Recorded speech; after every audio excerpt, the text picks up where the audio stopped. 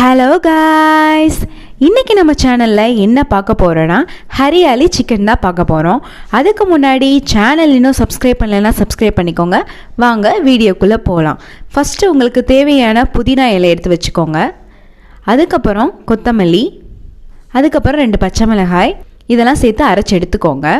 அதுக்கப்புறம் ஒரு கடாயில் எண்ணெய் ஊற்றிக்கிட்டு பட்டை, வெங்காயம், இஞ்சி பூண்டு விழுது இதெல்லாம் சேர்த்து வதக்கிக்கோங்க.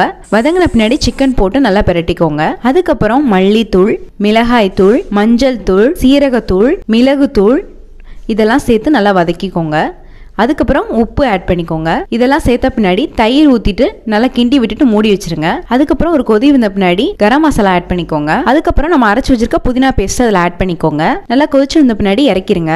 அவ்வளோதான், ரொம்பவே ஈஸியான சிம்பிளான ஹரியாலி சிக்கன் ரெடி ஆயிருச்சு. இந்த ரெசிபி பிடிச்சிருந்தா லைக் பண்ணுங்க, ஷேர் பண்ணுங்க, கமெண்ட் பண்ணுங்க, மறக்காம சேனலை சப்ஸ்கிரைப் பண்ணுங்க.